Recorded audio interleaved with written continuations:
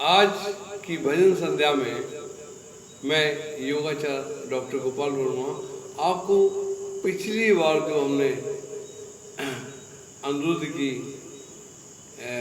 विवाह की कथा अधूरी छोड़ी थी उसको पूरा करने का आज हम प्रयास करेंगे।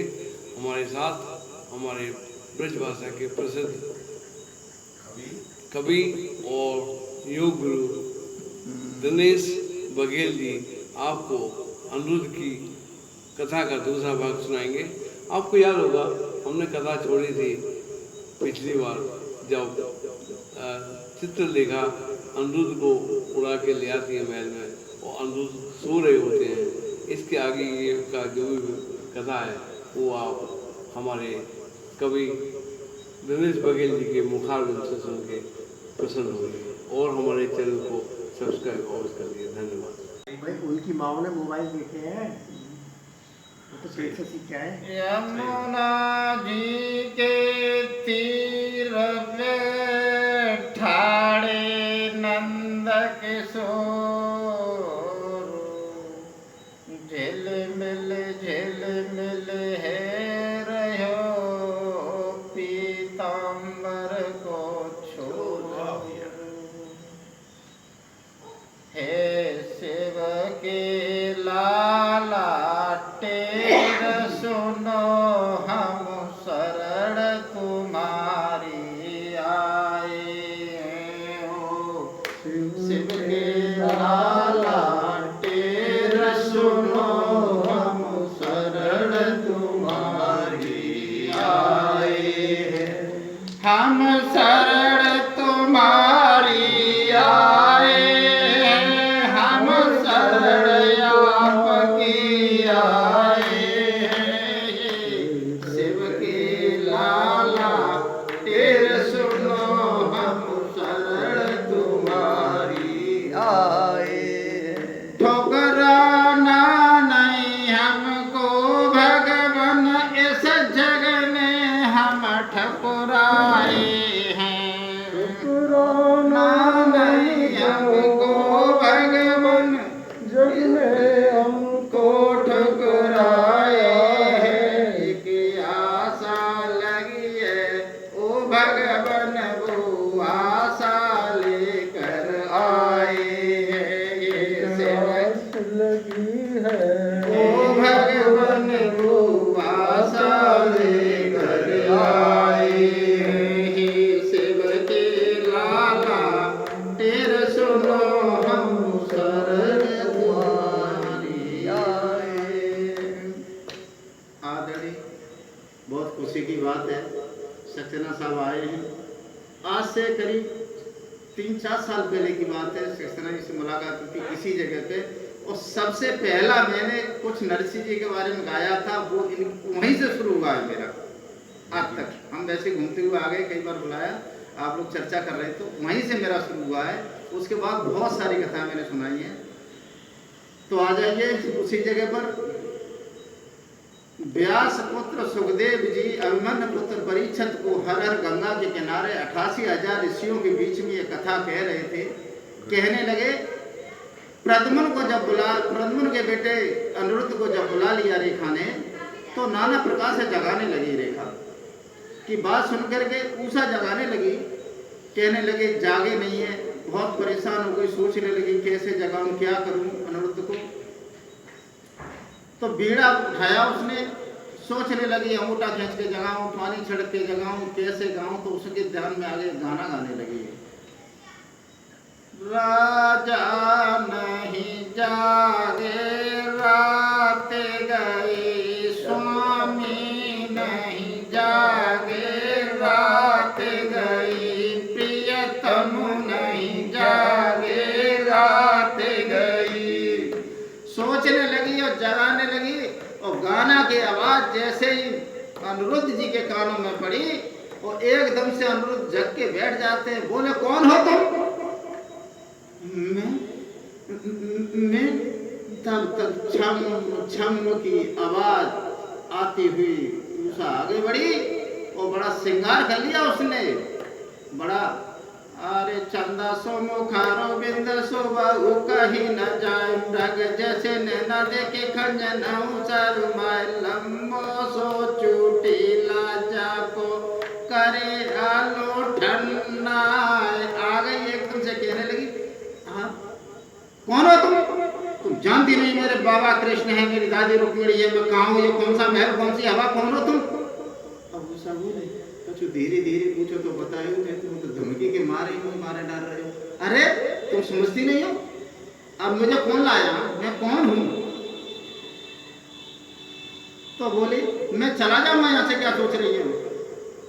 अनिरुद्ध कहने लगे मैं जाऊंगा, तो कहने लगी मोए छोड़ के न जाइयो मेरे प्यारे सजन,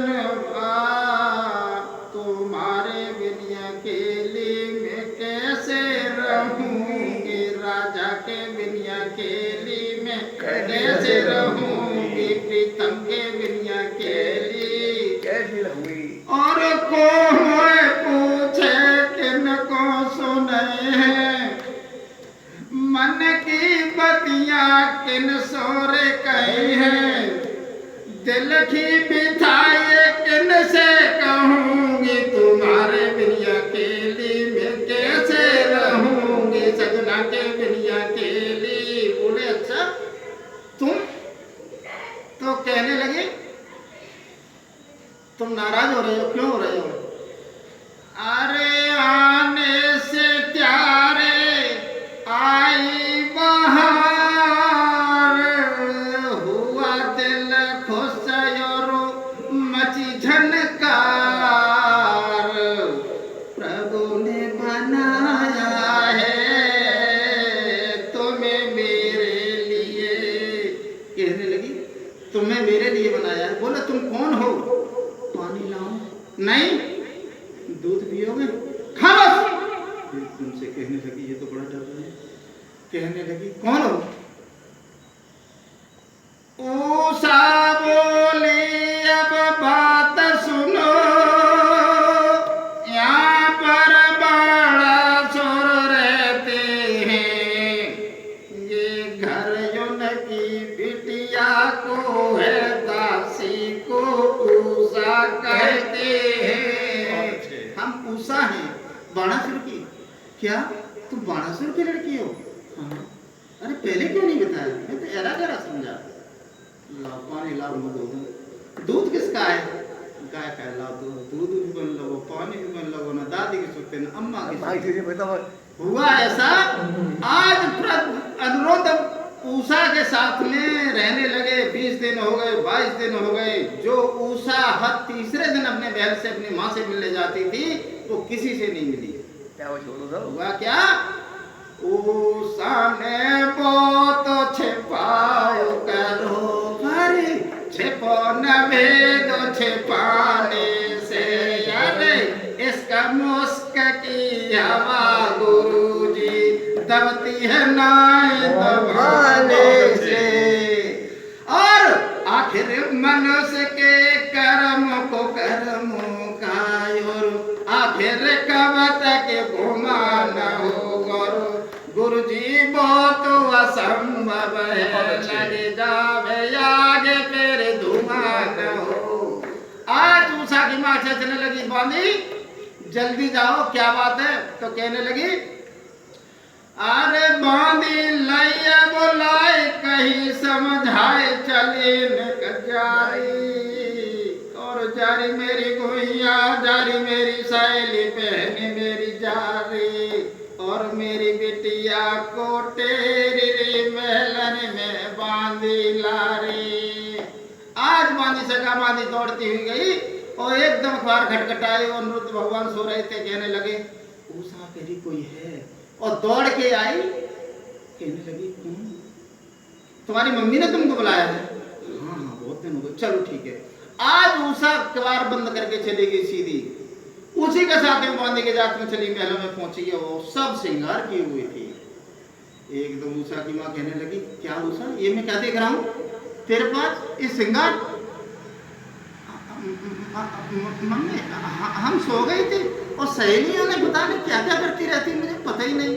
तब तक वो जे उतारी भिसिया कैसे उतार ले, बिंदी उतारी, सब उतारी, और उतारने के बाद में कहने लगी बेटी बैठ, मम्मी मेरे सर में दर्द हो रहा है। कोई बात नहीं, आराम कर ले। मम्मी मेरी अंगूठी बाहर रखी रह गई है। अरे मम्मी तेरे में कौन आता है, रखी रहने जाता है। मम्मी मैं जाऊँ, अरे क्या बात है, आई चलती मैंने इतनी देर।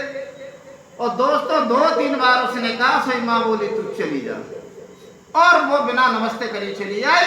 लेकिन माँ बच्चे के बारे में बहुत जानती है। बच्चे बेशक होशियार बने, लेकिन माँ बेटी के बारे में तो जरूर जानती है। बताऊं, खीर सा भोजन नहीं बीमार ना हो तो, और भैया जैसा प्यार नहीं तकरार ना हो तो,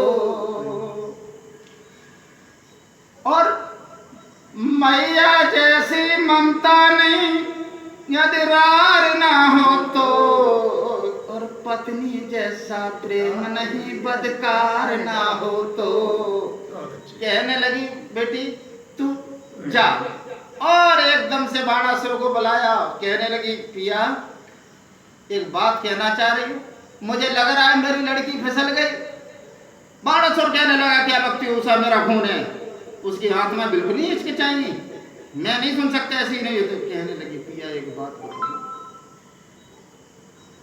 जवानी में नजर इंसान की धोखा खाई जाती है, कि उषा जवान है राजा धोखा खाई सकती है।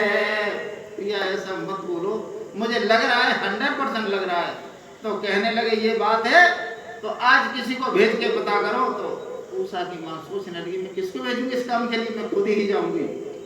और उषा की माँ चली गई, एक दिन झरोकों से झांक के देखने लगी। और क्या देखती है, उषा पति संग सोबत है के धर के सिरहाने भैया आ गई। कहने लगी पिया बात सही है, आज वो देख लो एक नौजवान के साथ में लड़की सो रही है। तो बाणासुर कहने लगा ये बात है, ठीक है। एकदम बाणासुर आ गया, उसने भवन को चारों ओर से घेर लिया, और घेरने के बाद में उसने किवाड़ खटखटाए, किवाड़ नहीं खुले, खोल के चला गया। तो देखता है वो लड़की सो रही है, साथ में दोनों सो रहे थे। बाणासुर कहने लगा सोते हुए आदमी को हमला करना क्षत्रियों का काम नहीं है, इसको जग जाने दो। और कि एक बात उसके मन में आ गई, जैसे मारन को तलवार उठाई बार,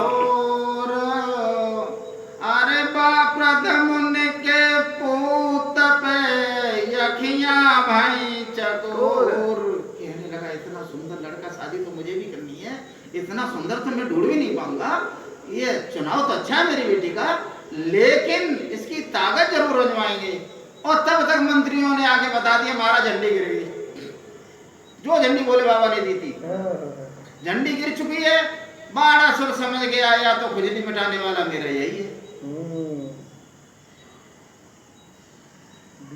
जैसे ही गया बाणासुर के जैसे ही आवाज सुनी, अब उसने फौज सजाई, पहले फौज सजाई। देखिए महलों को उसने घेरा, जल्लादों से सरदारन से ममता को स्वागत होने लगो, बंदूकन से तलवार से। आज उषा को देखो किस्मत का लेखन लेखती है, पति की सेजन की अभिलाषिनी अब मौत की घड़ी देखती है। कहने लगे कोई आ गया है प्रियतम। और एक बात कहने लगी, मोह मालूम पड़ रही जियरा में मेरो बापू आज चढ़े आओ है। अरे कौन न से जाने मेरी हत्यारे ने भीतर को भी तो बताओ है। अनुरुद्ध कहने लगे या छिप जाओ। बोले क्या? अरे खामोश रहो तुम ऊषा, ओ गावो देखा जाएगा। अरे अनुरुद्ध मोमा की मूर्ति नहीं जो धूप दे के पिघलाएगा। चिंता मत करो गौरी, तुम जानती नहीं हो यदि याज्ञा बाबा की हो जावे सारो ब्रह्मांड हलाए डाले। अरे सूरज चांद निकल जाऊं के यम कोरी खाक मिलाए डाले। तू जानती नहीं हो मेरी शक्ति को? बाणासुर की क्या बात है? बोले नाथ मेरा पिता बहुत बलदारी है। अरे कोई बलदारी हो। और सुनो, हम सूरज को ठंडा कर दें और रोके सभी हवाओं को। एक धागा में गोरी बांध डालें बाकी सहस्त्र भुजाओं को। एक धागे में बांध दूंगा मैं, तू चिंता मत कर। और सुन, लड़की कहने लगी भैया मुझे तो बहुत डर लग रहा है। बोले डर मत रो।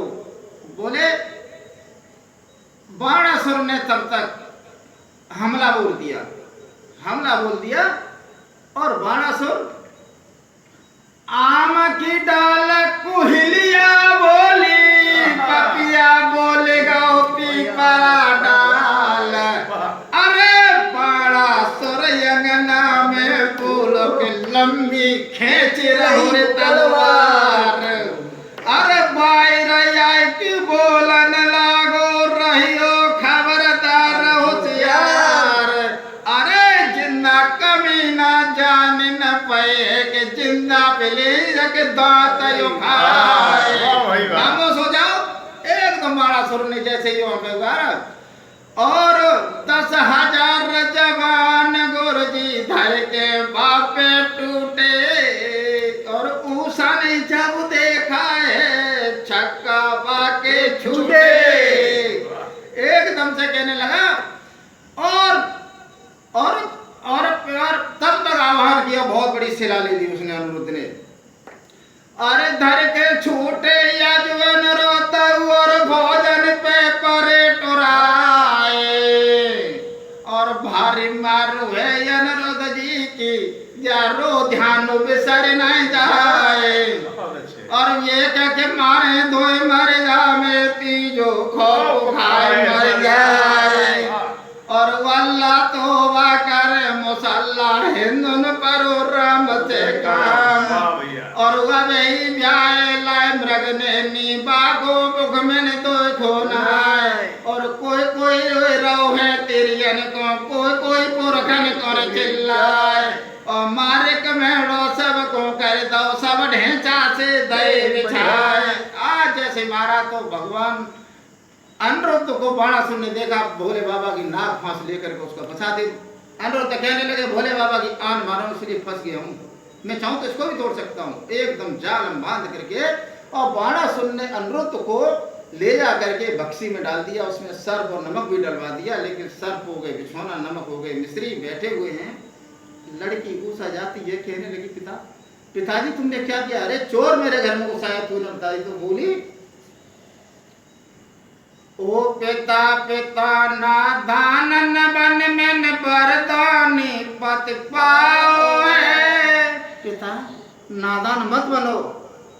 ओ पिता नादान न बन में बरदानी पत पाओ है। जी चोर नायने ओ बबुला मन चोरी ते बोलवाओ है। चोरी से बोलवाया, चोर नहीं है। और सुन तूने क्या किया? बोले इतने दिन तक योरे पगले क्यों जन ब्याई मोय रखा है। बोली इतने दिन तक यो पगले तन जन ब्याई क्यों रखा है। मैंने गंदर भी जब विवाह किया तो सोच के या अनुचित क्या है। कहने लगे मैंने क्या बुरा किया? बाणासुर कहने लगे लड़की मारने का पाप न होता तुझे मारते, इसको भी बांध लो और मैं डाल दो बक्सी में। अब अनुरुद्ध बोले सही रहे तो हूँ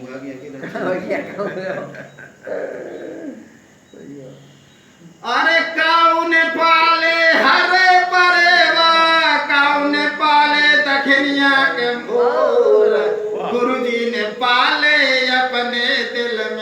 यशोदा जी के नंद किशोर। आज एकदम से वो कहने लगे इसको डाल दो वहीं पर, बक्सी में डाल दिया। नारद जी का पदार्पण होता है, नारद जी प्रकट होते कहने लगे क्या बात है बच्चों, क्या बात है, बाबा से खबर करो, फंस गए। नारद जी चले गए, मारो और आठ मची थे बहुत बुरे। भगवान भी नाराज, बोले तुम क्यों रो रहे, तुम सब जानते हो क्यों। नारद काम बोले क्या करें, बारात की तैयारी करो, बारात की। अरे तब ही भगवान ने तीनों हुक्म सुनाई और बलदाऊ से कह गई है ले वो फौज सजाई। अरे फौज सज गई आज भगवान की, बैठे जवान करौटा मारे। ढाला सो ढाल अड़ी रे बंगला में, मोछे ने मोछे पछी की तलवार। अरे कूद की रथ पे बेईमान बैठे बई जसोदा के राजकुमार। अरे हुक्म दे दो आज भगवान ने लई सोते तो पूरा की सीधा लगाए। और खबर पाई बाड़ा सुर ने उसने नेक न लागी बारे। ओए बड़ा सूर्य चले वे चले दे संग में चले दिगंबर राय। बड़ा सुर को पता चल गया, द्वारका से कृष्ण आ रहा, वो भी भोले बाबा के पास पहुंचे। बाबा तुमने वरदान दिया था, इतनी शक्तियों के बाद तुझे कोई परेशानी नहीं, मैं तेरे साथ चलूंगा। भोले बाबा क्यों, उसने बोला था महाराज विपतिया जम्मू पे टूटे, करो सहायता है कि मेरी से समाधि तरी टूटे। भोले बाबा बोले जाना तो पड़ेगा, फंस गए चक्कर में, तो ये दे तो चुका ही वरदान। आज भोले बाबा लेकर के बाणासुर आ गया फौजें लेकर के। अब इधर हलदर है, भगवान है, सात्वक मंत्री से लड़न लगो। सात्वक भगवान कृष्ण का एक मंत्री था और बाणासुर के मंत्री से। सात्वक मंत्री से लड़न लगो, बाणासुर के आगे हलधर हैं। और एक तरफ डमरू वाले और एक तरफ मुरलीधर है। लड़ाई देखो, भोले बाबा ने पिनाक चाल, पिनाक हाल चलाओ है। भगवान ने सारंग बाण मारो और बागों जमी गिराओ है। भोले बाबा ने मारा और वायु वेग संचार किया। भगवान ने आलय बाण मारे और उसी वेग का आहार किया। सारी हवा उड़ा पी गए, इतनी हवा चला दी भोले बाबा ने कि हाथी घोड़े सब उड़ने लग गए। बोली ये क्या होता है। उसी समय भोले बाबा ने मारा और सभी फौज खामोश हुए। भोले बाबा को श्री कृष्ण ने थोड़ी देर के लिए बेहोश किए। भोले को भगवान कृष्ण समझ गए पार नहीं पड़ने देंगे और भोले बाबा चक्र को इशारा किया थोड़ी देर को शांत कर दो। और भोले बाबा ये भी कहते जा रहे ढंग से लड़ो, हम भक्त की ओर लड़ रहे हैं, लड़ाई में ढील नहीं होनी चाहिए। भोले बाबा के बोले ये शीत ज्वर भेजा है उन्होंने, भोले बाबा ने, जो हाड़ होने वाला था, सारी फौज नष्ट हो गई। भगवान ने भी शीत ज्वर के ऊपर एकदम ज्वर भेज दिया, गर्म मारा, बोलो ठंड हो गया, शीत ज्वर भागा। बोले बाबा हमें मारे जाएंगे। भोले बाबा बोले हमसे मत कहो, उन्हीं से कहो, ये मुरली पकड़े बैठे चक्रवान से, हमारे बस से बाहर है। बोले तुम्ही ने तो भेजा था। बोले भेजा तो जरूर था, लेकिन अब हम नहीं बचा पाएंगे। तब तक कृष्ण के पास पहुंच के रोज प्रभु हमें माफ करो। भगवान बोले हमारे किसी भक्त पे आज के बाद तुम सताओगे नहीं, तो मैं तुम्हें माफ कर देता हूँ। बोला ठीक है प्रभु, ऐसा ही करते हैं। आज लड़ाई हुई, तब तक भगवान ने क्या किया, पोटरा आ गई, बाणासुर की मां नंगी होकर खड़ी हो गई। अरे नंगी मां को देख के पीछे मुड़ गए बनवारे, और नंगी औरत देख गुरु जी पाप लगे भाई। आज जैसे पीछे मुड़े हैं और बाणासुर को टाइम मिल गया, इतनी देर के फिर चला गया, नई फौज लेकर के आ गया। फिर घमासान हुआ है, भगवान ने सारे बुझाएं काट डाली, केवल 4 छोड़ी हैं। बाणासुर समझ गया मेरी पार नहीं पड़ेगी, बाणासुर समझ गया बाम की खुजली मिट गई प्रभु। अब एक उपकार ये करो कि मेरी बेटी उषा है, उसके साथ में अपने बेटे की इसकी भावरें डलवा लो। आज मंडप गड़वाया गया है, शादी हुई है, शादी होने लगी। अरे पहले भमरिया हो अब तो बेटी बाप की, हाँ पहली भमरिया हो अब तो बेटी बाप की। अरे पहली भामर पर के जब दूजी पे नंबर आयो, अरे तीजी भामर पूरी भोई पर माजी मन हुलसाए अबे तो बेटी बाप की। अरे तीजी भामरिया हो तीजी भामर पर के जब चौथी पे नंबर आयो, और पांचई भामर पढ़ने लागी पचोरी जी को मन हुलसायो अबे तो बेटी बाप की। अरे पचई भमरिया पांचई भामर पर के जब छोटी पे नंबर आयो, अरे सातई भामर पूरी हो गई दिनेश गाना गाओ के बेटी अभी बड़ुआ की। अरे सतई भमरिया होई के सखी सजना की। आज भामर डाल करके भगवान लेकर के चलते हैं, और अंतिम समय पे जब जाने लगी तो उषा अपना हिलकी भर के अपनी माँ की ओर चली है, तो एक कंधे से कंधा मिला करके रोने लगी। दुल्हन बन के चले ससुराल, दुल्हन बन के चले ससुराल, दुल्हन बन के बोली मैया रक्षा बंधन पे मोए बोलवैये, अग्रवाल जी को घर पे पठाइए, तुले भी आए दिनेश कुमार, दुल्हन बन के चलिए ससुराल। आचार्य तो चल दिया। तो एक भगवान ने इस तरह से अमृत की शादी हुई। गोविंद हरे गोपाल हरे गोविंद हरे गोपाल हरे, जय जय प्रभु दीन दयाल हरे, जय जय प्रभु दीन दयाल हरे। अनुरुद्ध जी की कहानी बर्मा जी सुनाए देगा के, और घड़ी तो पूरे रहिए रे अब 7:45 बजा के। महाराज के लीला सुनाई दई मैंने भरपूर, सभी नमस्ते लीजो दादा करियो रे माफ कसूर। बहुत अच्छे करिया नागिन बन के टस